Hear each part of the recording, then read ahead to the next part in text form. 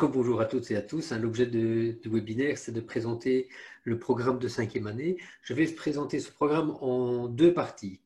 Donc une première partie aujourd'hui de 14 h à 15 h. C'est une partie où je vais dans un premier temps vous présenter les axes forts du programme, donc vous montrer un peu dans quelle optique ça a été fait et ce qui en est attendu. Une deuxième partie pour ce module d'une heure, ça sera consacré aux questions-réponses. Alors pour les questions-réponses, dans l'outil chat que vous avez sur Zoom, je vous ai posté l'adresse d'un Padlet. Je vois que certains l'ont déjà aperçu. Donc si vous avez des questions à poser, comme on est assez nombreux, je vais vous demander de les déposer sur le chat.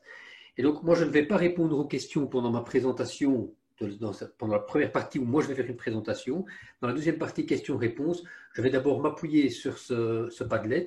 Comme ça, je vais pouvoir essayer de répondre à toutes les questions. Et dès que j'ai répondu aux questions, je les efface. Comme ça, on voit celles qui restent là et auxquelles éventuellement je ne pourrai pas répondre.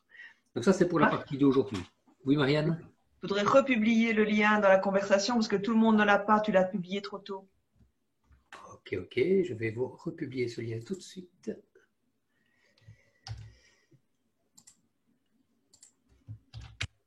Voilà, donc je viens de republier le lien. Vous verrez fr.padlet.com, etc. où vous trouverez l'adresse où poster vos questions. Donc ça, ce sera pour aujourd'hui. Et alors, pour ceux qui participent à la deuxième partie demain, elle se déroulera essentiellement autour de l'exposé ou la présentation d'exemples pratiques de situations d'apprentissage en 5e année. Et alors, j'en profiterai aussi, pour ceux qui participent à la réunion de demain, je vous proposerai un tout petit questionnaire. Il y a une dizaine de questions, ça va très très vite, ce qui me permettra de vérifier comment vous avez compris ce que je vais vous présenter aujourd'hui. Donc, ce sera pour moi une manière d'évaluer si j'ai bien fait mon travail. Je vais commencer par le commencement, c'est-à-dire vous présenter les axes forts de ce programme. Donc, tout d'abord, où trouver le programme? Donc là, vous faites soit geo.scienceshumaines.be ou geo.physec.be et vous tomberez directement sur le site du programme. Ça, c'est pour celles et ceux qui n'auraient pas la version en ligne, puisque la version en ligne est largement augmentée par rapport à la version papier, qui est vraiment là une version minimale. Voilà, alors ce programme, il a été réécrit sur base d'un nouveau référentiel. Donc c'est un référentiel qui a été écrit à partir de 2014, et dès lors qu'il y a un nouveau référentiel, on n'a pas le choix, on est obligé d'écrire un nouveau programme, puisque ce référentiel est un nouveau cadre de référence pour l'ensemble des réseaux, pour une discipline concernée. Donc toutes les disciplines de la formation commune dans l'enseignement de transition ont été revues, à l'exception du programme d'histoire. Pour des raisons d'historien, le référentiel n'a pas pu aboutir. Donc en géographie, conformément à la règle, on a donc créé un nouveau programme. Il faut savoir que ce référentiel, il a été écrit de manière un peu particulière, nouvelle depuis la mise en place de l'écriture des nouveaux programmes. Je dis nouvelle, ça date déjà de 2011, donc c'est quand même plus tout nouveau. Donc depuis 2011, il y a une nouvelle règle pour l'écriture des référentiels, c'est qu'ils doivent obligatoirement être écrits en termes d'acquis d'apprentissage. C'est assez différent de ce qu'on avait fait avant, notamment dans le programme actuel de géographie, qui est écrit en termes d'objets d'enseignement. Et donc quand vous regardez aux pages 14 et 15 du programme de 2008, on vous disait en 3e année de quoi il fallait parler, en 4e année de quoi il fallait parler, donc ce que l'enseignant devait aborder, ce qu'on appelle des objets d'enseignement. Le programme actuel se base sur un référentiel qui lui est écrit tout à fait différemment. On ne dit plus ce qu'il faut traiter en classe, on dit ce que l'élève doit apprendre au bout du compte, quels que soient les objets qui ont été traités en classe. Une des premières choses que l'élève doit apprendre, ce sont dans le registre des savoirs, puisqu'il y a 3 registres, il y a des savoirs, des savoir-faire et des compétences. Dans le registre des savoirs, l'élève doit d'abord apprendre, il n'y a pas de d'abord, doit apprendre des répartitions spatiales et des repères spatiaux. Alors, je vous présente à l'écran ici pour toutes les années, ce qui vous permet de cibler en 5e année ce qui est spécifique. Et donc, au terme de la 5e année, l'élève doit connaître les principaux espaces peuplés et peu peuplés à l'échelle mondiale et continentale. Ce savoir-là, il est déjà attendu en troisième année et en quatrième année, ce qui veut dire qu'en cinquième année, c'est la dernière année de consolidation de ces savoirs-là. Si vous prenez le savoir qui concerne les ensembles orohydrographiques aux échelles européennes et belges, c'est la première année où on le met en place avec les élèves et ce sera consolidé en sixième. Donc ça, vous voyez où on en est par rapport à la connaissance, donc ce qu'on attend des élèves. Et donc, ce type de savoir-là, les espaces peuplés et peu peuplés, ce n'est pas nouveau, mais il faut vraiment que l'élève le stabilise au terme de la cinquième année.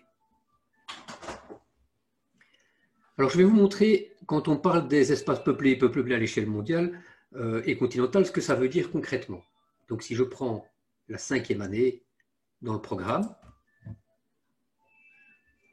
je vais voir les savoirs. Et dans ces savoirs, on me dit que l'élève doit connaître des principaux ensembles peuplés et peu peuplés. Je clique dessus. Donc ça se trouve dans la version papier aussi. On va me dire exactement ce qui est attendu. Donc ça veut dire que l'élève, il peut représenter schématiquement les espaces peuplés et peu peuplés sur une carte vierge et leur donner un nom. Donc ça, c'est quelque chose de concret. Donc c'est bien ce que l'élève a appris.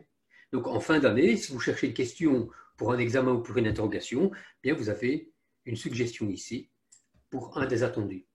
Donc l'élève, il doit être capable de représenter sur une carte vierge les principaux espaces peuplés et peu peuplés, et il doit être capable de mettre un nom. Alors quels espaces peuplés? Eh bien, ils sont notés ici. Quels espaces peu peuplés? Ils sont notés ici. Donc il faut savoir que ça, ce n'est pas le choix du programme. Donc ce que j'ai dit tout à l'heure, c'est que ces éléments-là, c'est ce qui est fixé dans le référentiel. Donc on est obligé d'attendre ça des élèves. On ne peut pas attendre autre chose. C'est ça qui est attendu. Et quand il y aura des évaluations interréseaux, ce qui ne manquera pas d'arriver en géographie, ce sont ces éléments-là qui seront évalués et pas d'autres. Donc si vous me demandez qu'est-ce qu'il faut évaluer en géographie, il faut évaluer ce qui est attendu. Et un des attendus, c'est dans le registre des savoirs. Et un des éléments dans le registre des savoirs, ce sont les répartitions spatiales et les repères spatiaux. Donc voilà, donc ça c'est un des premiers attendus, les savoirs, les répartitions spatiales. Il y a d'autres savoirs qu'il va falloir mettre en place. Il y a des modèles spatiaux. Et donc ces modèles, ils permettent notamment de justifier des répartitions spatiales nouvelles. Par exemple, on étudie la répartition des continents de plastique. Eh bien l'élève, il va pouvoir justifier cette répartition parce qu'il va faire référence à un modèle spatial qu'il a appris. Et un des modèles spatiaux qu'il va apprendre, ce sera par exemple celui des courants marins. Et donc, vous voyez, l'ensemble des repères spatiaux qui sont à mettre en place au cours de la scolarité, vous voyez ceux qui vont être réactivés en cinquième année. Donc, l'élève doit être capable de travailler ces éléments-là en cinquième année. Donc, ça veut dire que ce sont des éléments qui sont également évaluables. Même chose que pour les repères spatiaux et les répartitions spatiales, dans le programme, on vous dit exactement ce qu'on en attend. Donc, si vous demandez jusqu'où il faut aller, allez voir dans le programme, c'est indiqué. Vous voyez qu'on est dans une méthodologie qui est totalement différente du programme de 2008. Dans le programme de 2008, on nous disait parler de ça, jusqu'où on va, on ne savait pas trop vous le dire. Ici, on vous dit parlez de ce que vous voulez en classe. Mais quel que soit l'objet que vous allez traiter en classe, ces éléments-là, l'élève les aura appris. Donc c'est un deuxième élément, toujours dans le registre des savoirs. Troisième élément dans le registre des savoirs, il y a aussi des théories spatiales. Alors, il y a quelques théories qui ont été mises, mais uniquement en quatrième année. Ce sont des théories entre la température, la latitude, l'altitude, enfin vous savez lire comme moi, ce sont des théories surtout en lien avec les climats qui vont être surtout traitées en quatrième année. Donc cette question des théories spatiales. Alors autre élément dans ce qui est attendu, ça c'est un élément qui mérite un petit peu plus d'explicitation, ce sont les notions. Et donc c'est clair qu'on va traiter d'un tas de sujets en géographie. Il y a quelques sujets qui ont été pointés comme devant être traités, les aléas, les changements du climat, des fonctions du territoire, des ressources, etc. Il y a quelques notions qui sont associées à ça. On ne va pas demander aux élèves d'en avoir une connaissance déclarative de toutes ces notions. On va simplement demander que toute une série de termes en lien avec les aléas naturels, les élèves puissent les comprendre dès lors qu'ils sont mobilisés dans un texte. Donc l'élève puisse comprendre un texte qui fait référence à des notions spécifiques relatives aux aléas. Donc on appelle ça une connaissance fonctionnelle. Donc ce n'est pas une connaissance déclarative. L'élève ne va pas devoir définir toute une série de termes. Mais quand il est face à ces termes-là, il comprend le sens du texte. Ou quand il veut faire passer une idée, il sait utiliser les bons mots. voyez la différence entre la connaissance déclarative et la connaissance fonctionnelle, hein. Ce n'est pas tout à fait la même chose, hein. Et il y a parfois des connaissances qui sont très fonctionnelles chez vous. Et si je vous demandais une connaissance déclarative, vous seriez bien, enfin, parfois en difficulté, hein. Donnez-moi la définition d'une porte, vous allez voir que ce n'est pas tout à fait simple, alors que vous avez tous une connaissance fonctionnelle de ce qu'est une porte. Donc voilà, un autre type de connaissance par rapport aux notions. Et un dernier type de connaissance, qui est lui vraiment nouveau, et qui est très très important, c'est la connaissance d'exemple. Et donc on va demander de connaître toute une série d'exemples par rapport à des sujets, ces exemples servant de base pour montrer la connaissance de concepts. Alors si vous me devez me définir un concept, par exemple, je sais pas moi, une contrainte géographique dans le cadre d'un aménagement du territoire. Donc ce concept de contrainte géographique, comment est-ce que vous allez le définir? Eh bien, vous allez le définir en donnant une série d'exemples. Par exemple, dans le cadre d'un aménagement, une contrainte à la construction d'une route, ça peut être le relief. Si le relief est fort marqué, il va falloir créer des viaducs ou des zones de remblai, ou ce sont les zones d'habitat, il va falloir exproprier, etc. Et vous comprenez que quand vous-même vous allez parler de concept, vous allez toujours le faire à l'aide d'exemples ou de contre-exemples. Et donc ici, on a formalisé ça clairement dans le programme. On dit la conceptualisation chez l'élève, elle se vérifie par sa connaissance d'exemples et de contre-exemples pour illustrer des objets, enfin pour illustrer des concepts. Et donc ça, c'est le dernier registre de ce qui est attendu en termes de savoir. Donc dans les savoirs, il y a des répartitions spatiales, il y a des modèles spatiaux, il y a des théories spatiales, il y a des notions et il y a des exemples. Donc vous voyez déjà que le savoir, il n'est plus du tout décliné de la même manière qu'auparavant. Auparavant, on désignait les savoirs dans le cadre de thématiques. Ici, on ne l'a pas défini dans le cadre de thématiques, on l'a déterminé par rapport à des objets géographiques. Puisque les thématiques du programme précédent n'étaient pas géographiques. Ce sont des thématiques qui pouvaient être éclairées par la géographie, alors qu'ici, on a repris uniquement des éléments par rapport à la discipline.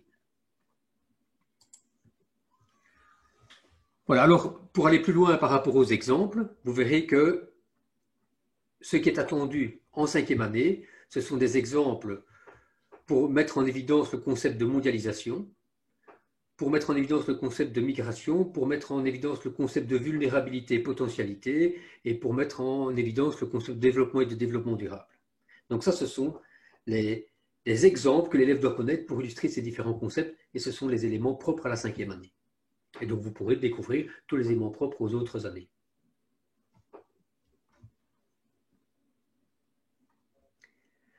Voilà, alors deuxième registre de ce qui est attendu des élèves, donc ce sont les savoir-faire. Alors les savoir-faire, contrairement au programme précédent, on a repris ici que les savoir-faire qui étaient propres aux outils de la géographie. On aurait pu mettre toute une série d'autres savoir-faire, par exemple, pouvoir construire un schéma fléché, c'est évidemment fort intéressant, mais ce n'est pas un savoir-faire géographique. Donc on a retenu ici uniquement les savoir-faire qui relevaient explicitement de la géographie. Et donc, on va être surtout dans la lecture et la construction de représentations de l'espace. Et donc, il y a quelques grandes rubriques par rapport à ce savoir-faire. Lire une carte thématique, schématique ou un croquis cartographique, lire une image de l'espace terrestre, lire des coordonnées géographiques, ben oui, ça revient évidemment au premier plan, puisqu'on a maintenant un tas de supports qui nous donnent qui informent l'utilisateur à l'aide de coordonnées géographiques, donc il faut pouvoir les décoder, manipuler des outils numériques de représentation de l'espace, y compris les SIG.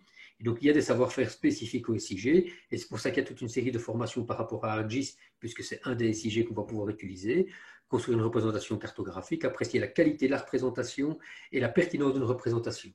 Donc vous voyez qu'on n'est plus vraiment dans les textes, les schémas comme on avait dans le document précédent, dans le référentiel ou programme précédent. On est vraiment vers des choses qui sont revenues très spécifiques, des choses très spécifiques à la géographie. Donc ça, c'est un deuxième volet de ce qui est attendu. Donc à côté des savoirs, il y a des savoir-faire. Il y a un troisième volet, je vais un peu vite, un troisième volet qui est celui des compétences. On n'a pas beaucoup utilisé le terme compétence dans le programme parce que chacun y lit des notions bien particulières, mais pour faire simple, Donc la compétence, c'est vraiment un ensemble articulé de savoir et de savoir-faire, hein, pour arriver à quelque chose de nouveau. Et donc, on va attendre globalement deux types de compétences qui sont spécifiques au deuxième et au troisième degré.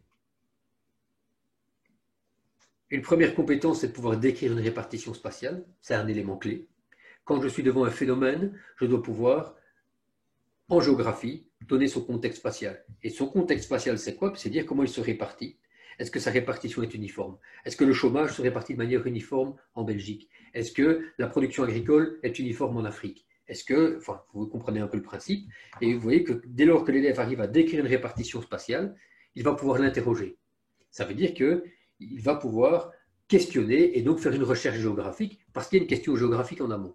Donc la description de la répartition spatiale est un élément clé en géographie, sans quoi on ne va pas faire de géographie. Et le deuxième élément, qui est peut-être rétrogradé par rapport au programme actuel, enfin au programme de 2008, c'est que la deuxième compétence, c'est la justification des répartitions spatiales. C'est-à-dire, on est dans le domaine de l'explication ici, mais cette explication, elle est inféodée au fait qu'on ait pu décrire des choses. C'est parce qu'on a décrit des choses qu'on les a interrogées, et parce qu'on les interroge, on va les justifier. Et donc, on va apprendre à l'élève à mettre en évidence des liens entre les composantes de l'espace. Alors, pour la première compétence géographique, on va annoter une représentation de l'espace, ou on va réaliser une carte, ou un croquis cartographique, ou on va rédiger un texte. Donc ça, ce sont les productions qui sont attendues. Et pour justifier une répartition spatiale, ce sera soit de rédiger un texte, soit de compléter un tableau en termes d'atouts contraintes. Donc, vous voyez, ça c'est en cinquième année. Oui, on va aussi sélectionner une échelle en cinquième, comme c'est une des productions attendues, et réaliser une carte thématique, c'est un peu plus complexe, c'est ce qu'on attend aussi au troisième degré. Donc ça, ce sont les compétences de base en géographie, auxquelles on va ajouter des compétences plus spécifiques en cinquième et en sixième année. Celle pour cinquième année, c'est que l'élève, non seulement il peut mener une démarche géographique générale, c'est-à-dire décrire et établir des liens, mais en plus de ça, il peut caractériser des flux de population en lien avec l'inégale répartition des populations et des ressources. Et il peut caractériser l'évolution d'une composante de l'espace. Donc il peut parler en termes de dynamique spatiale. Il peut caractériser des flux de ressources en lien avec l'inégale répartition des populations et des ressources. Il peut caractériser l'évolution d'une composante de l'espace en lien avec le concept de vulnérabilité, potentialité, bon, etc. Vous savez dire comment. Et donc, il y a 5 compétences qui sont spécifiques dans le cadre de thématiques plus transversales. Et donc, les 2 thématiques transversales qui vont être abordées en cinquième, c'est tout ce qui est mouvement des marchandises et mouvement des populations. Voilà, il y a aussi évidemment des compétences qui vont être spécifiques pour la sixième année, mais ce n'est pas l'objet, donc je ne vais pas les aborder ici.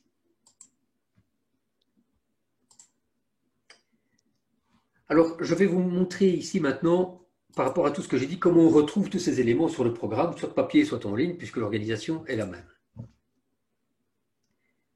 Et donc, si vous lisez le programme, il y a, je dirais, 3 premières choses à lire. Ce sont les parties qui se trouvent ici, les tâches, ce sont les compétences, les savoirs et les savoir-faire. Et là, vous allez voir tout ce qui est attendu des élèves. Donc les attendus, ce sont ces 3 bulles-là.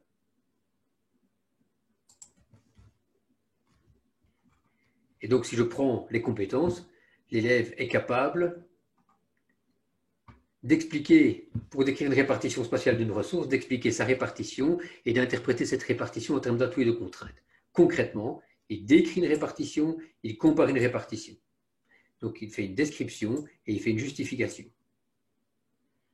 Et qu'est-ce qu'il fait en termes de production? Eh bien, il peut sélectionner des échelles, il peut annoter une représentation d'espace, il peut réaliser une carte schématique, il peut réaliser une carte thématique, etc. Donc ça, c'est ce qui est attendu en termes de compétences. En termes de savoir, donc vous allez retrouver les rubriques, répartition spatiale, repères spatiaux, modèles spatiaux, et notions et exemples. Et à chaque fois, si vous cliquez sur l'élément, vous allez voir les éléments qui sont précisés en termes d'attendu. Donc ça, c'est pour ce qui est attendu. Maintenant, qu'est-ce qu'on fait en classe? Alors, le référentiel en géographie est organisé en 3 grandes rubriques. C'est ce qu'ils appellent les UA. Il faut savoir que ces 3 UA doivent être abordées pour chaque degré. La première UA, elle concerne toutes les questions spatiales relatives à l'inégale répartition des ressources. alors que ce soit des ressources alimentaires, des ressources en eau, des ressources énergétiques ou des autres matières premières. La deuxième UA, elle concerne toutes les questions spatiales qui relèvent de l'évaluation des risques, ou en tout cas de l'inégale répartition des risques à l'échelle du globe. Donc je ne parle pas des aléas, hein, je parle des risques naturels et des risques technologiques. Et donc le risque, il va évidemment faire appel aux aléas, mais aussi à l'occupation des sols, la nature d'occuper l'espace dans ceux qui sont affectés par des aléas. Et une troisième UA qui concerne tout ce qui est l'aménagement du territoire. Et donc ces trois UA-là, on doit les traiter pour chaque degré. Et donc là, le programme a fait des choix. Il a dit, bien voilà, en troisième année, on va focaliser le travail sur la question des risques naturels et technologiques. En quatrième année, on va focaliser le travail sur toutes les questions spatiales relatives à l'accès à l'eau et à la nourriture. En cinquième année, on va focaliser le travail sur tout ce qui est l'accès aux ressources énergétiques et aux autres matières premières. Et en sixième année, on va focaliser le travail sur l'aménagement du territoire. Donc, c'est grand. Enfin, je n'oserais même pas dire des thématiques parce que ce sont des sujets généraux. Ce n'est pas le programme qui a fait le choix de ces objets, ce sont bien les objets qui font partie du référentiel et que l'on doit aborder au cours de chacun des degrés. Et donc, on va aborder aussi la question des risques au troisième degré parce qu'en cinquième année, on va aussi voir toute la question des risques qui résultent notamment des changements du climat et des aménagements.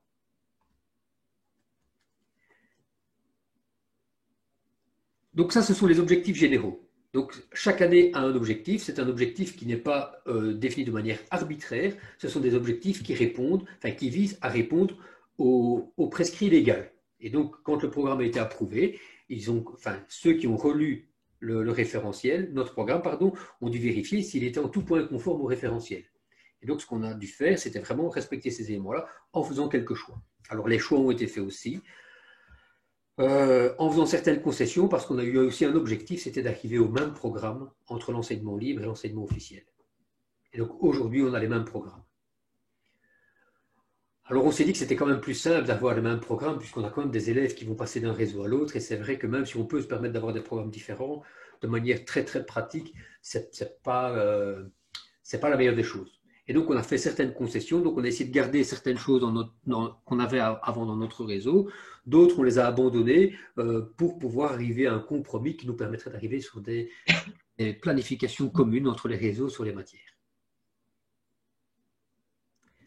Voilà, donc ça, c'est l'objectif.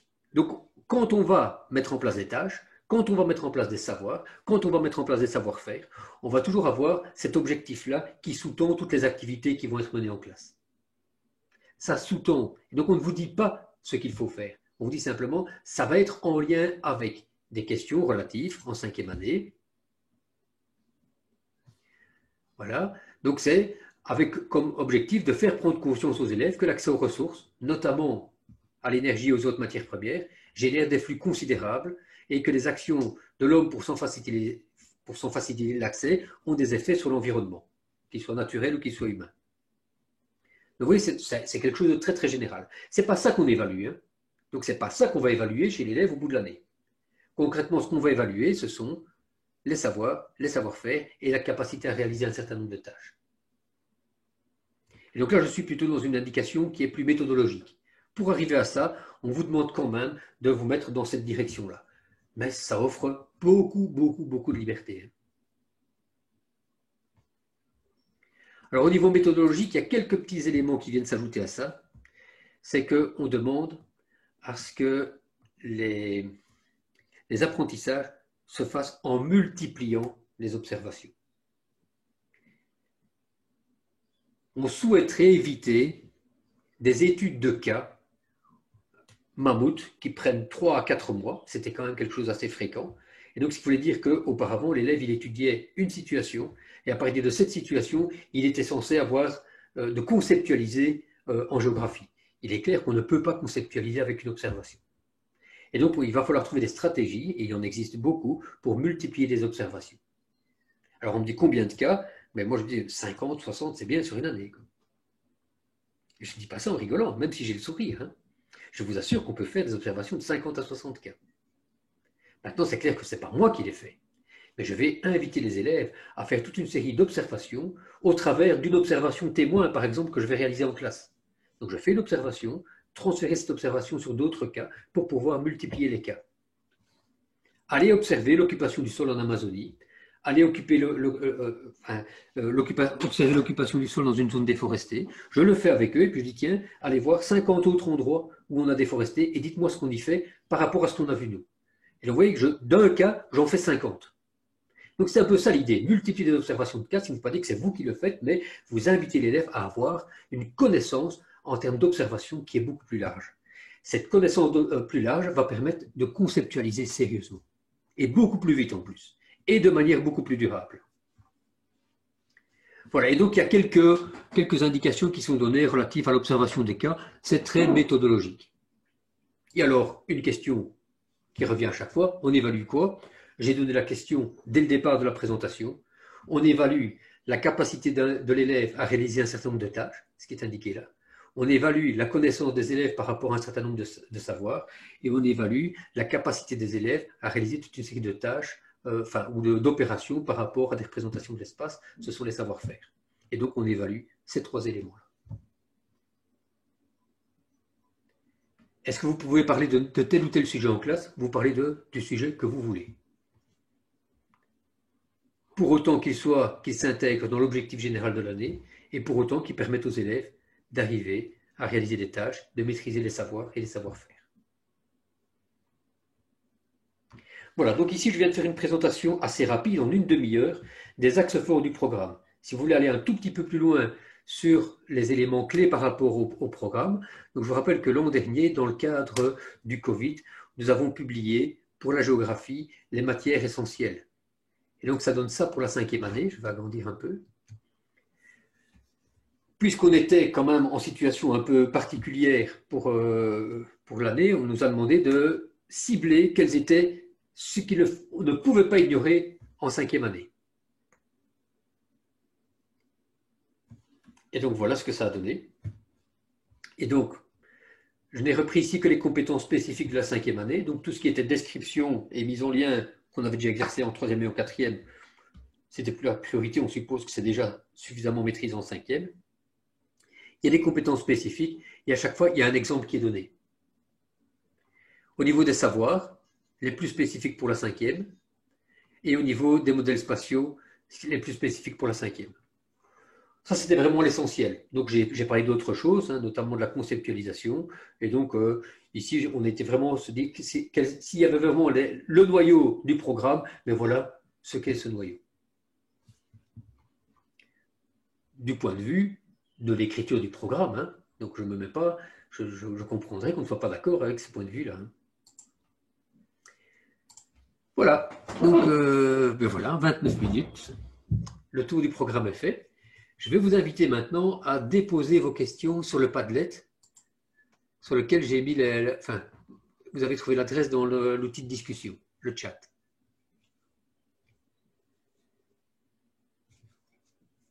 Alors, je vais commencer par le commencement, si vous voulez. Quels sont les modèles théoriques liés aux ressources? Est-ce qu'on peut préciser la question? Je ne sais pas qui l'a déposée. Marie? Donc moi, c'était plutôt une question de savoir, dans tout ce que vous avez présenté au début sur les modèles, les notions, qu'est-ce qui était la partie théorique qu'on pouvait voir avec les ressources. Parce que je vois très bien quand on va parler du développement, ce qu'ils peuvent retenir en savoir, mais j'ai l'impression qu'en ressources, pendant la moitié de l'année, on va faire beaucoup d'observations de cas, de savoir-faire, mais je ne vois pas ce qu'ils ont en savoir. Donc, par exemple, un des modèles que les élèves doivent connaître en 5e, c'est le modèle de la circulation atmosphérique. Et donc, est-ce que l'élève est capable de dessiner de mémoire un schéma qui va montrer la circulation des masses d'air? Oui, mais les ressources avec ça. Ah, le lien plutôt agricole, c'est en 4e alors. Ah oui, donc excusez-moi, je n'avais pas compris la ressource dans ce sens-là. Oui, moi je vois pas. Non, non, moi c'était les ressources. Quand on va voir tout ce qui est matière première, énergie, c'est quoi la théorie avec ça qu'on voit, le modèle ou la notion qu'on voit? Je vois que du savoir-faire, mais je vois rien de savoir en fait. Et donc c'est ça que j'arrive pas à associer. comme modèle spatial. Je vais prendre un exemple concret. Je vais prendre, en 5e année. Je vais prendre une carte que les élèves connaissent ou ne connaissent pas, peu importe. Je vais prendre le bilan radiatif.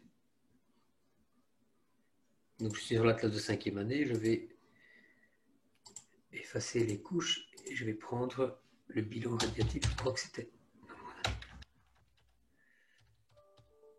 radiation solaire.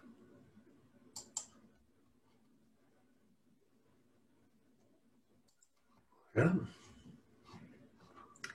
Avec un peu de chance, la couche va s'afficher.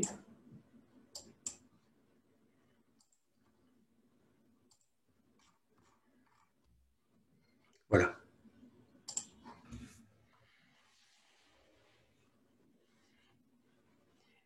Donc, je peux demander aux élèves, les élèves en 5e, ils doivent être d'une part capables de décrire la répartition de la radiation solaire.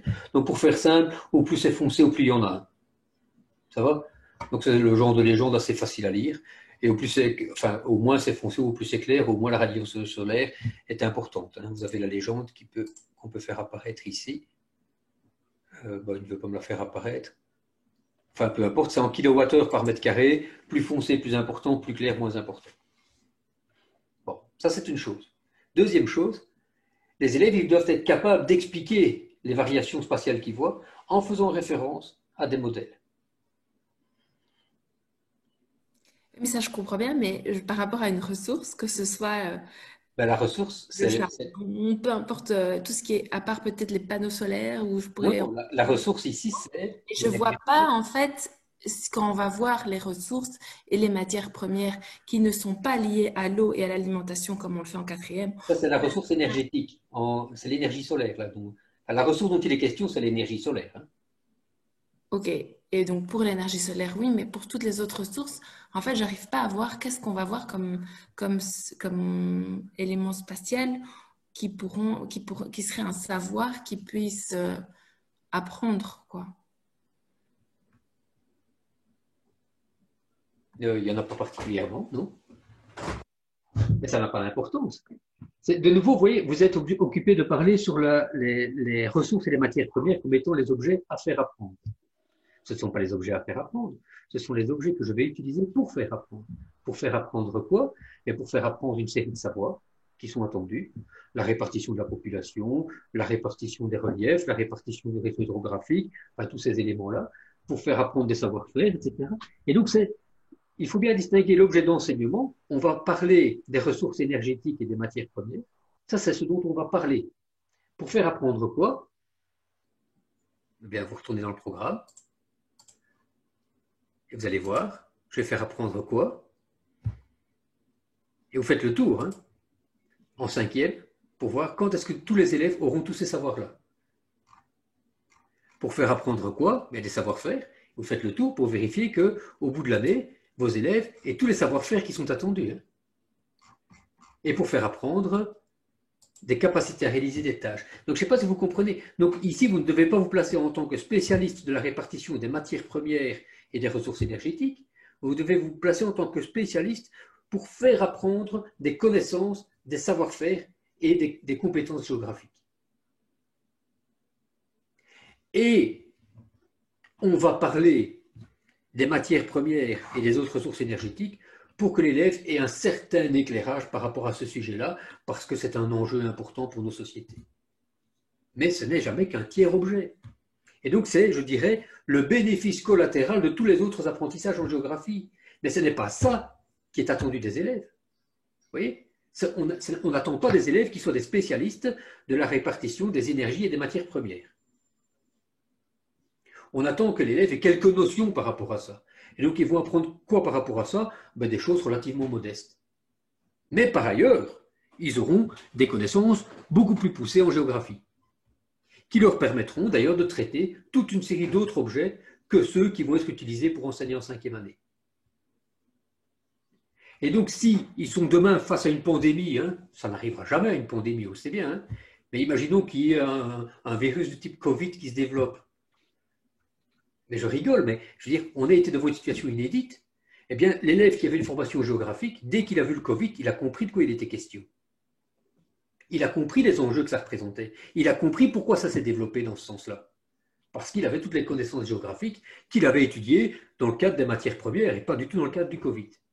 Et donc, je ne sais pas si vous comprenez bien cette différence entre l'objet d'enseignement, matières premières ou risques naturels, etc., et l'objet d'apprentissage. Et je sais que ça déstabilise beaucoup parce que les autres programmes n'ont jamais été écrits comme ça. Hein. On vous a toujours parlé en termes d'objets d'enseignement. Et donc ici, on a fait table rase de tout ça. On a dit, faites ce que vous voulez. Mais, quoi qu'il en soit, il faudrait que les élèves arrivent à ça. Alors quand je dis faites ce que vous voulez, petite nuance, on a quand même dit, globalement, il faudrait que les élèves aient quand même quelques notions sur les matières premières et autres ressources énergétiques, mais c'est très modeste, c'est pas ça l'essentiel. D'accord?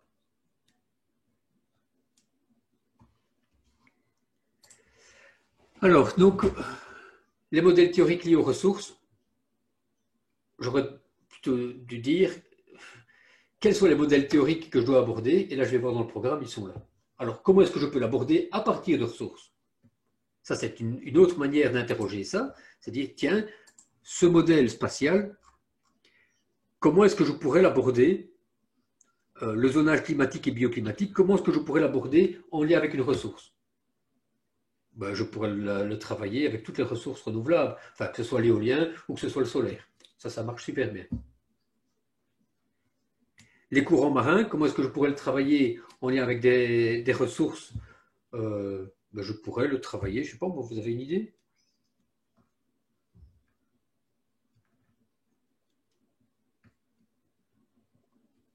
Marianne, tu as une idée? Les zones de pêche. Oui, les zones de pêche, mais on est plutôt dans le programme de 4e année. Les continents plastiques.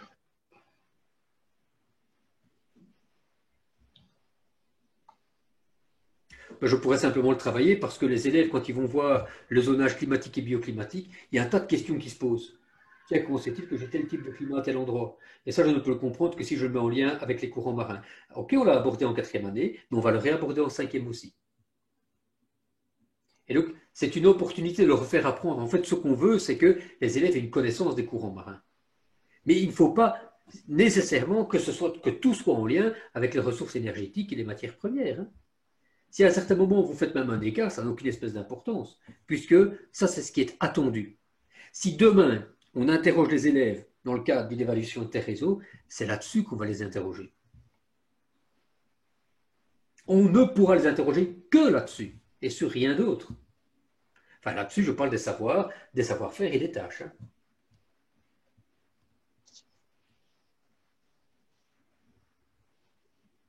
Et donc, vous pouvez vous-même évaluer à tout moment la qualité de votre apprentissage. Quand vous faites quelque chose en classe, dites, tiens, qu'est-ce que mes élèves ont appris?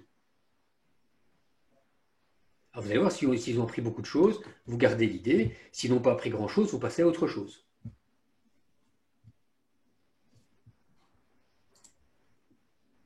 Ok, donc pour cet élément-là, je prends pas tout à fait dans l'ordre. Que veut dire potentialité? Potentialité, là, on est toujours dans l'idée de la prospective, c'est-à-dire ce que ça pourrait avoir comme effet bénéfique à l'avenir. Vulnérabilité, ce que ça aurait comme effet négatif, ce que ça pourrait avoir comme effet négatif à l'avenir. Et donc, vous pouvez aussi lier ça, pour ceux qui travaillent avec les grilles à FOM ou SWOT, eh bien, c'est le registre hein, dans la FOM, les opportunités et les menaces.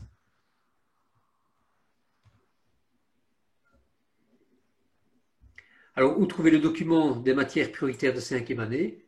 Programme de géographie. Il y a une des publicités ici sur le côté. Voilà, matière à prioriser.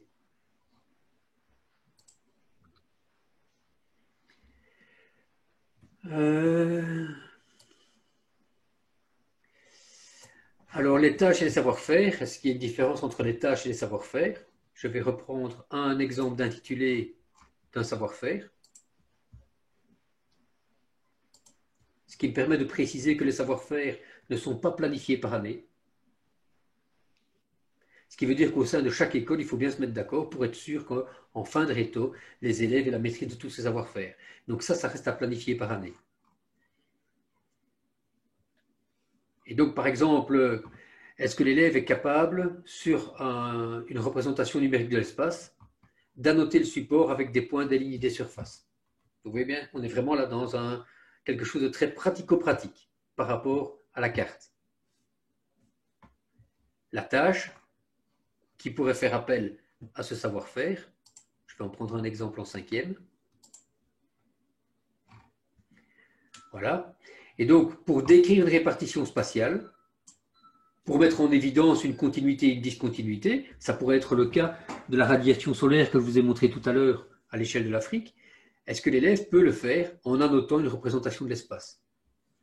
Et donc là, il va annoter peut-être des surfaces pour mettre en évidence des zones de forte radiation, des zones de faible radiation, dans le respect des règles cartographiques. Vous voyez qu'il y a bien un savoir-faire qui est là, mais le savoir-faire est implicite ici.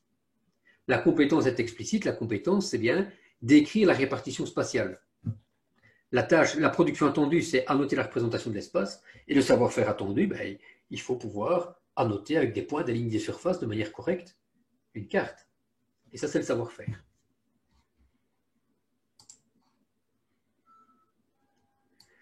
Peut-on avoir la présentation du PPT aujourd'hui? Bien sûr, vous aurez la présentation, elle sera postée au même endroit que la vidéo de la présentation. Par matière première non minérale, peut-on élargir l'éventail au coton, au sucre et pas seulement au bois? Oui, oui et non. Oui, si vous voulez, ben, c'est peut-être pas nécessairement le plus opportun puisque tout ce qui est ressources alimentaires va déjà être abordé en 4e année. Mais de manière absolue, oui. Alors, concernant les concepts transversaux, ne doit-on pas voir ce qu'on entend par développement, développement durable, les indicateurs de développement, IDH, PIB, etc. Vous pouvez voir ce que vous voulez. Donc, tout ce qui vous semble utile pour maintenir l'attention et la compréhension des élèves, vous allez l'aborder. Maintenant, est-ce que vous demandez aux élèves de définir les indicateurs? Ça n'est pas prévu au programme. Et donc, s'il y a une évaluation externe, ce n'est pas ça qu'on va attendre des élèves. Mais peut-être que c'est un élément clé pour pouvoir continuer d'autres apprentissages dans le cadre de votre classe. Et donc, si vous jugez qu'un élément est vraiment intéressant pour pouvoir poursuivre l'apprentissage, même parce que simplement ça intéresse les élèves, eh bien vous le faites. Pour autant que ça ne soit pas au détriment de tout ce qui est attendu, évidemment. Donc, au bout du compte, les élèves ont quand même appris des choses qui étaient inscrites au programme. Comment ne pas donner l'impression aux élèves de faire pareil qu'en 3e année lorsqu'on voit les aléas aménagement? Je n'ai pas l'impression, dans tous les exemples que j'ai pu voir, qu'il y avait un conflit entre la 3e et la 5e année, mais peut-être que je me trompe. Parce que quand on voit même au niveau de la 5e année,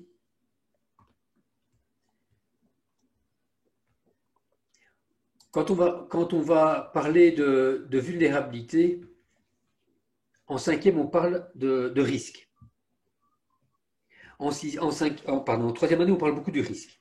Donc, quand on parle du risque avec l'élève, on va voir d'abord l'aléa. Donc ça va vraiment être la priorité. Et puis, on va voir l'occupation du sol dans l'espace qui est affecté par l'aléa. Et en combinant les deux, on arrive à déterminer la notion de risque. En 5e année, on va surtout travailler sur des aménagements qui ont été faits pour ou en lien avec la vulnérabilité des territoires. Et ça va être justement pour travailler sur le concept de développement ou de développement durable. Parce qu'à certains moments, on fait des aménagements, mais qui sont très loin d'un développement durable, mais qui limitent la vulnérabilité. Et donc, on va comprendre qu'à certains moments, on fait des choses, ce n'est pas toujours top, mais que parfois, dans certaines régions, on ne voit pas beaucoup d'autres solutions. Donc, ça permet aux élèves aussi d'être un peu nuancés par rapport au concept de développement et de développement durable. Mais bon, cela dit, c'est vrai qu'il faut être attentif à cet aspect-là, de ne pas faire des redites. Comment organiser les notes de cours? Moi, j'ai une idée, mais c'est mon idée, et donc vous la développez autrement si vous voulez. J'aborde des cas avec les élèves. Et donc, par exemple, je prends la carte de la radiation solaire, parce que dans mon idée, je voudrais qu'ils apprennent d'abord ce qu'est l'énergie renouvelable, et puis qu'ils apprennent que cette énergie renouvelable, elle n'est pas potentiellement partout de la même manière. Bon. Je voudrais en même temps qu'il se remette en mémoire le modèle de la circulation atmosphérique. Et donc, on va travailler simplement sur la description de cette carte-là. Quand j'ai fini la description de la carte, donc ça c'est l'exercice, qu'est-ce que j'ai appris? Et donc, dans les notes de cours, j'ai 2 grands volets, les exercices qu'on fait en classe, sur des cas, et puis ce qu'on en retient. Et donc, c'est ce qu'on appelle la structuration des apprentissages. Donc, il est prévu dans le programme que ces 2 éléments-là soient au moins présents dans les notes de cours. Donc, que l'on ait une trace des exercices, des études de cas qui ont été faites en classe, et puis qu'on ait une trace de la structuration des apprentissages. Alors, la structuration des apprentissages, vous l'organisez comme vous voulez. Donc, soit vous placez un document de synthèse que vous avez réalisé, ou soit, en classe, vous construisez la synthèse avec les élèves. Voilà. Alors, soit vous distillez cette structuration au fil de l'observation, soit vous concentrez cette structuration au terme de l'observation. Là, il n'y a pas de règle, hein. Chacun fait un peu en fonction de ses habitudes, de ses sensibilités, et la sensibilité des élèves, évidemment, et l'intérêt. Hein. Donc, si on voit que les élèves se lassent un peu, c'est peut-être intéressant de faire un arrêt sur l'image et dire « Ok, bon, ça commence à vous ennuyer, voyons d'abord ce qu'on en a appris, et voyons si ça vaut la peine d'aller plus loin ou pas. » Oui, Cécile, activez le micro.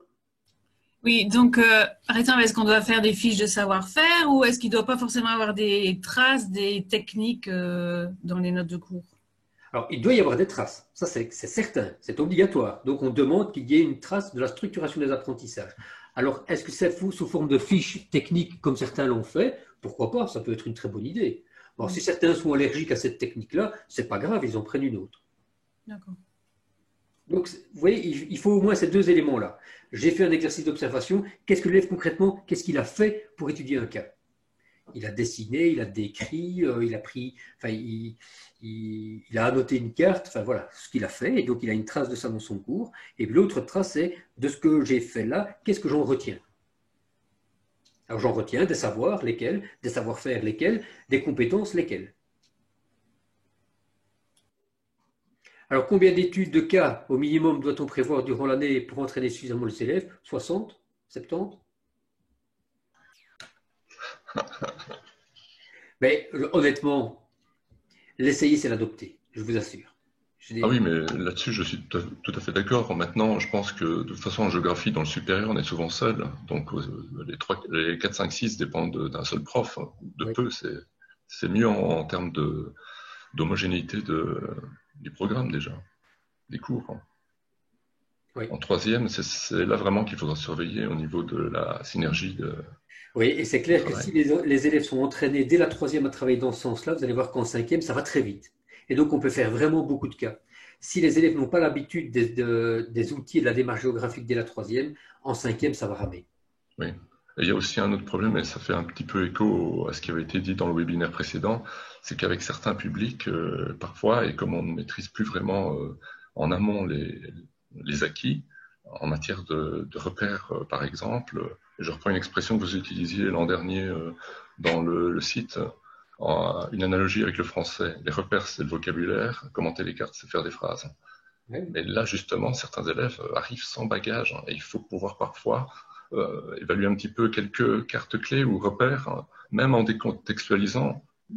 Et je sais bien que c'est plus difficile pour certains d'entre eux, mais si on veut continuer un petit peu dans la démarche géographique, ça reste un problème pour certains publics, quoi.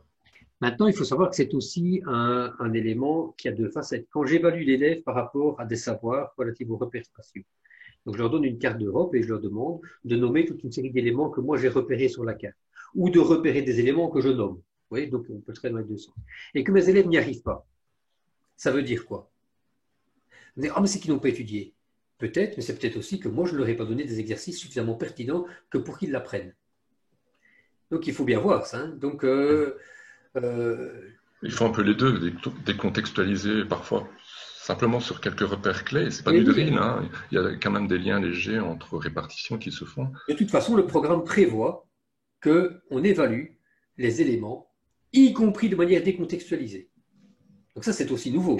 Dans l'ancien programme, on ne pouvait évaluer qu'à travers des compétences. Ici, non, on vous dit, vous évaluez effectivement des compétences, et ça répond à la question que je pointe ici, mais on doit aussi pouvoir évaluer les choses de manière décontextualisée. Ce qui va permettre de vérifier si un élève qu'il a des difficultés uniquement au niveau de la compétence, ou bien c'est parce que la compétence fait implicitement appel à des savoir-faire qu'il est en difficulté. Vous voyez ce que je veux dire? Donc, la connaissance d'un ensemble est plus complexe qu'une série de connaissances séparées, puisqu'il y a le caractère de contextualisation qui s'ajoute. Je suis d'accord que ça a plus de sens et que ça peut être beaucoup plus pertinent pour des élèves. Donc, on va effectivement évaluer des compétences. Dans ces compétences, il y aura des savoirs et des savoir-faire. Mais il faut aussi se donner la capacité d'évaluer les savoirs et les savoir-faire de manière décontextualisée. Et ça, si vous voulez voir à quoi ça ressemble, allez voir les évaluations qu'on propose en études du milieu. En études du milieu, il y a toujours des tâches un peu plus complexes, et en amont de ces tâches plus complexes, on va toujours vérifier une série de savoirs de manière décontextualisée. Par exemple, les élèves ont besoin de toute une série de repères par rapport à l'Europe. Eh bien, je vais me permettre de dire, tiens, à l'échelle de l'Europe, nommez-moi telle zone climatique et telle zone climatique est à tel endroit. Point. Et puis après, il y a une question sur, je ne sais pas moi, par exemple, la répartition des barrages pour l'irrigation en Europe. Et là, pour répondre à cette question-là, l'élève a besoin de la connaissance des climats, mais j'aurais préalablement vérifié qu'il les connaissait. Vous voyez ce que je veux dire? Donc, c'est ce qu'on appelle le modèle de Ré. Donc, on a une question complexe, et puis on se dit, tiens, pour aller à cette question complexe, quels sont les savoirs et les savoir-faire dont l'élève a besoin? Et en amont, je vais évaluer ces savoirs et ces savoir-faire.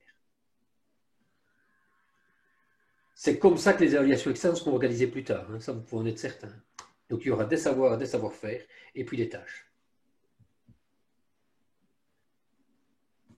Alors, un ouvrage de référence, il y a un ouvrage qui est en cours, c'est Nouveaux Horizons, je pense, où il travaille avec des géodules. Voilà, c'est ça. Donc, c'est en cours. Pour la 5e année, ils sont occupés de l'écrire. Ah ben voilà. Et c'est celui de quelle année, ça? Il faut activer le micro. Ah oui, c'est celui de 4e année, ça, oui. Celui de 4e, en fait, qui est publié, mais celui de 5e, on l'attend, en fait, avec grande impatience. Ouais. Ouais. Ouais. Voilà. Alors, si vous comprenez bien, on est plus dans la description spatiale que dans la recherche, c'est exact. Je dirais non, ce n'est pas exact.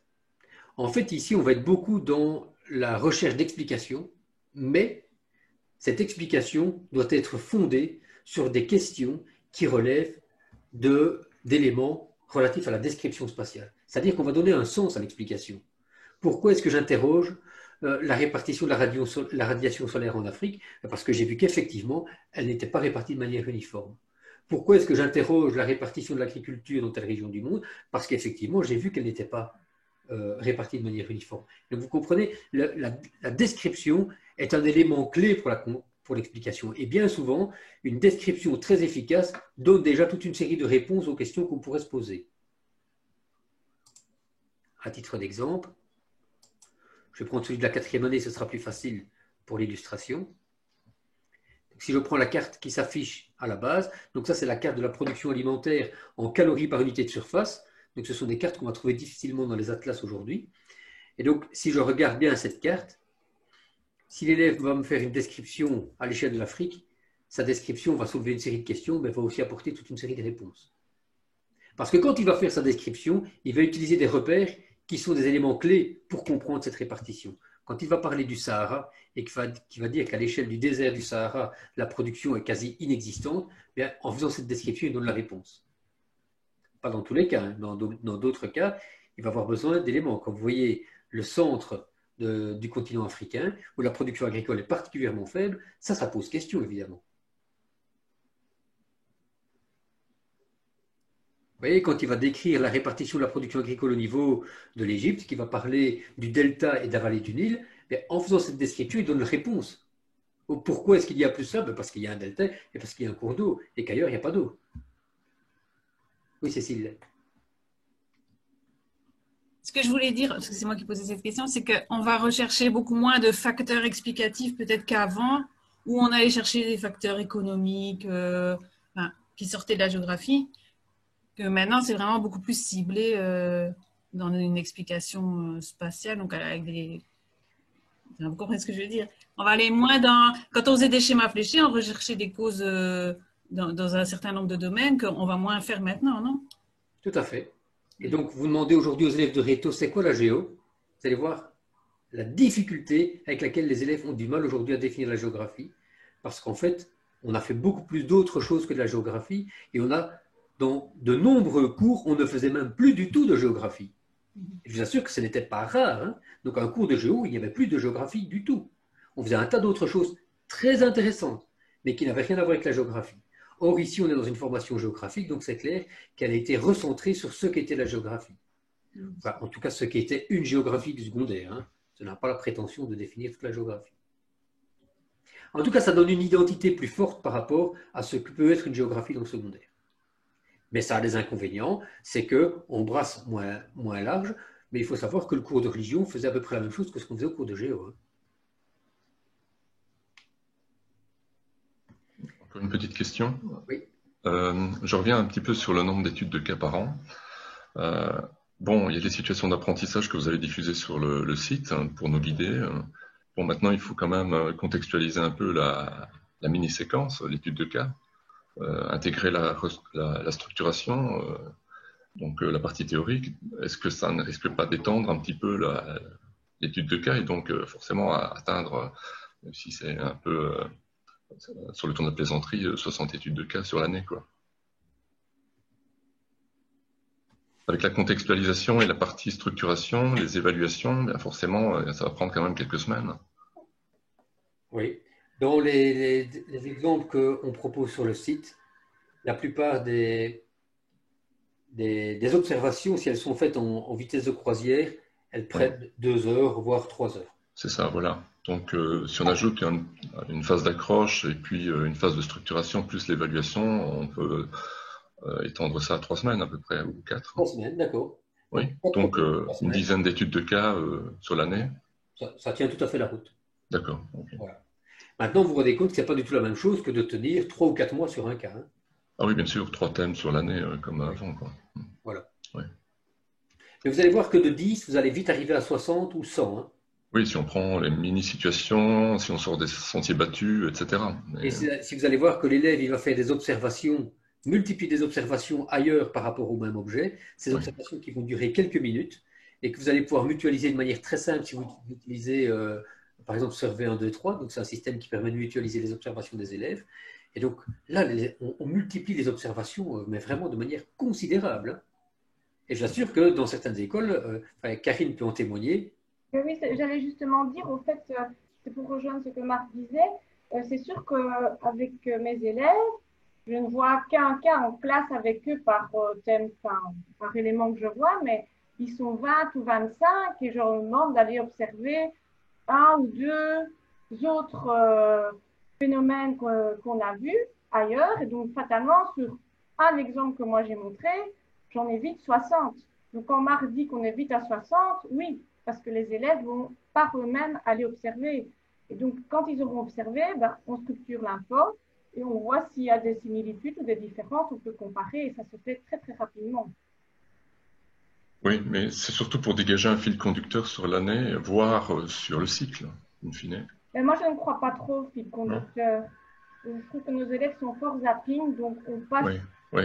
Mais le zapping a aussi ses effets néfastes. Hein. Mais moi, je ne crois pas que ça soit la chose la plus primordiale pour les élèves. On dit, voilà, on va observer, je ne sais pas, une ressource, le développement durable, voyons un petit peu au niveau de l'énergie solaire, ce qu'il en est. Et donc, voilà, on part sur un petit thème et puis hop, on passe sur autre chose.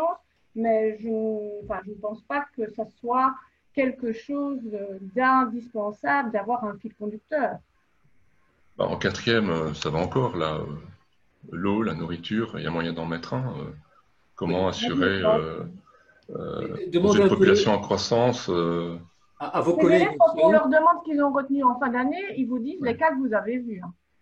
Oui, bien sûr. Quand mes élèves de 4e, ce qu'ils ont vu en 3e, ils vont dire les cyclones, les tremblements de terre, et puis voilà. Et si vous demandez à vos collègues en sciences, en chimie, en physique, quel est le fil conducteur? Vous allez demander à votre collègue en français quel est le fil conducteur. Donc c'est assez particulier en géographie. Hein. Je pense qu'on est dans le même cas de figure que le cours de religion à ce point de vue-là. C'est que nous, on voulait à tout prix développer un fil conducteur, mais qui n'était pas en lien avec ce que les élèves devaient apprendre, mais avec le message citoyen qu'on voulait faire passer à travers l'apprentissage. Alors, je pense que ça, il faut être très prudent avec ça, hein, parce que la citoyenneté que le cours de géographie dégage, c'est une citoyenneté que l'élève se construit par rapport à ce qu'on lui apprend.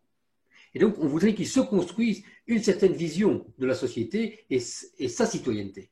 Mais je ne dois pas, à travers un fil conducteur, lui faire passer ma vision de la société. Vous voyez ce que je veux dire? Et donc, moi, je suis vraiment, comme Karine, très prudent par rapport au fil conducteur quand il concerne les thématiques.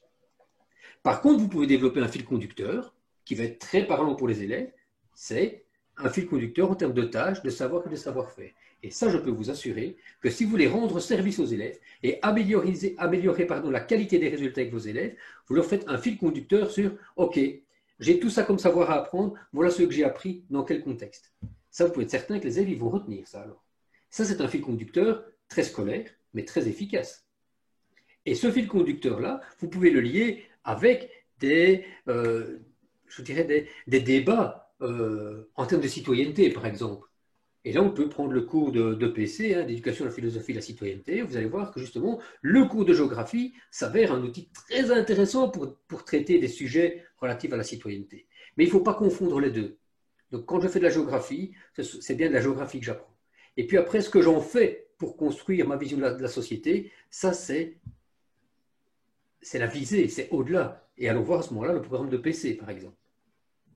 Oui, par fil conducteur, je ne conçois pas la vision, hein, la visée derrière sur d'autres débats, hein, il n'y a pas de souci. Hein. Mais par contre, en sixième, puisqu'il s'agit de l'aménagement du territoire, c'est quand même des thèmes plus lourds. Hein. Est-ce que le nombre d'études de cas sera toujours aussi élevé? Oui. Je pourrais vous le montrer assez facilement, puisqu'en fait, le programme de sixième année, on parle toujours d'aménagement du territoire. En réalité, le programme, il est basé sur autre chose au départ que l'aménagement du territoire. Il est basé sur la répartition des fonctions dans un territoire.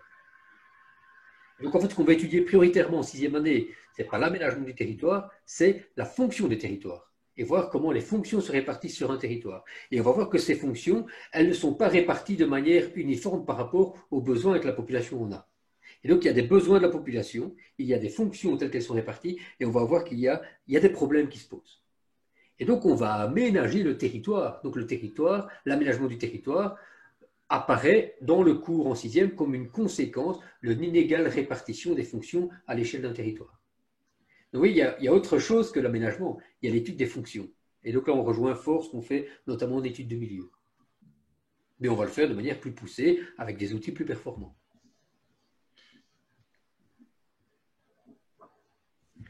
Je ne sais pas si j'ai passé l'ensemble. Oui. Donc, structuration, préfère de construire des fiches de savoir sur un modèle spatial au fur et à mesure avec les élèves. On peut donner des fiches de savoir complètes, comme vous voulez. Les deux idées sont recevables. Alors, pour le travail en immersion, opportunité, c'est très bien. Donc, pour ceux qui travaillent en immersion, opportunity, c'est vraiment la transposition linguistique qu'on peut faire de potentialité.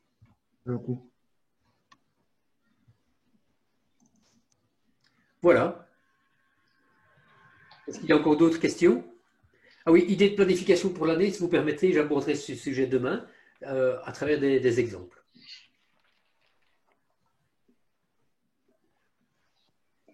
Ouais. J'avais une question, j'avais mis pour l'histoire du fichier Excel. C'est simplement, justement, par rapport aussi au fil conducteur, quand vous parlez d'une tâche à réaliser, est-ce que c'est juste pour ne pas réinventer la roue et pas le faire si ça a déjà été fait? Est-ce qu'il n'y aurait pas déjà un fichier qui a été fait avec tout ça pour que nous, on puisse mettre aussi nos petites croix? On l'a vu dans telle unit en troisième, telle unit en quatrième ou Moi, de mon point de vue, c'est ce fichier-là qui va être le plus intéressant. Donc, il existe pour toutes les années. Et là, vous pouvez les cocher simplement. Je vais les republier de manière exhaustive, c'est-à-dire en reprenant absolument tout ce qui est prévu et pas uniquement les essentiels.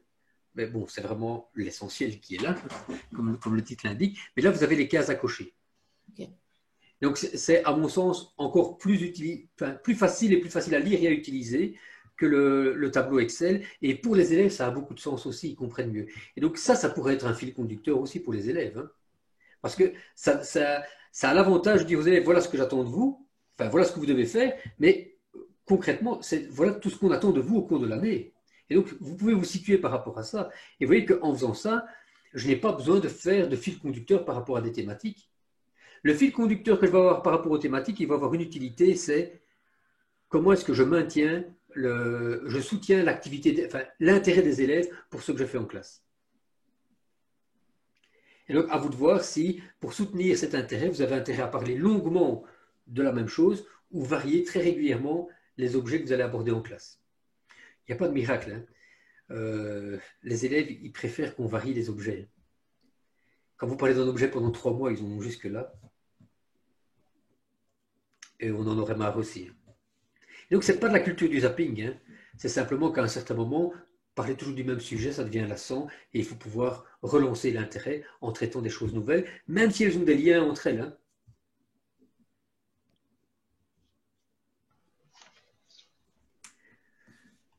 Voilà. Indiquez-moi si j'ai oublié de traiter une des questions. Non, mais moi, j'ai reçu une question par mail il y a quelques temps. La personne est présente. Je vais peut-être relire la question. Comme ça, on peut y répondre en direct. Ça m'évitera d'envoyer le mail. Donc, la question, c'était les UAA se définissent en termes de compétences, de processus et de ressources. Il existe 3 grands enjeux dans le programme. Focus sur l'un d'entre eux par année. Donc, chaque enjeu serait égal à une UAA du référentiel. La question, c'est peut-on mettre en parallèle les 3 grandes compétences du programme avec les 3 UAA? Non, en fait, ce qu'on va pouvoir mettre en lien, c'est les objectifs, les grands objectifs de l'année avec les UAA. Oui, les UAA, en fait, ce sont des macro-compétences, ce sont des visées générales. Et au travers de ces visées, par exemple, les questions spatiales relatives à la répartition spatiale des risques, par exemple, hein. Donc ça, c'est un élément très vaste. Et dans cet élément-là, on va demander que les élèves connaissent un certain nombre de choses par rapport aux répartitions spatiales, par rapport aux modèles spatiaux, qu'ils soient capables de réaliser un certain nombre de tâches et qu'ils aient la maîtrise de certains savoir-faire. Et donc, ces UAA sont plutôt à mettre en lien avec les objectifs généraux de l'année. Alors, ils ont appelé ça compétences, mais ce sont des... Je vous dis, chacun met des notions très, très variées derrière le mot compétence. Et donc, la question va un peu plus loin. En fait, l'objectif ici, c'était d'aborder ce qu'on va mettre dans le bulletin. Et donc, je pense que tu viens d'y répondre, hein. On va y mettre savoir, savoir-faire et tâches plutôt qu'autre chose, plutôt que compétence. Ça, c'est bien ce qui est prévu par le programme. Maintenant, je ne vais pas vous dire que vous devez mettre ça parce qu'en fait, dans le bulletin, vous mettez ce que vous voulez. C'est l'école qui décide la manière de communiquer les résultats. Et donc, vous faites comme vous voulez, mais le programme prévoit bien que l'évaluation, elle porte sur la maîtrise des savoirs, la maîtrise des savoir-faire et la capacité à réaliser un certain nombre de tâches. Point. Je me permets d'interrompre. Pour les répartitions, chez nous, en 3e, 4e, on a fait 40% savoir, 30% savoir-faire, 30% tâches. Et puis en 5-6, on fait 40% savoir, 20% savoir-faire, 40% tâches. Ça aussi, on est plus ou moins dans l'idée du programme ou... Ça paraît tout à fait raisonnable. Ok. Mais certains diraient 30-30-30 de la 3e à la 6e, c'est tout aussi raisonnable. Mais je veux dire, vous n'êtes pas dans quelque chose de déraisonnable, quoi. C'est surtout ça, hein. OK pour tout le monde? Voilà, eh bien, s'il n'y a plus de questions, je vais vous souhaiter une bonne fin de journée parce que j'ai déjà dépassé de 11 minutes le temps qui était prévu pour la présentation.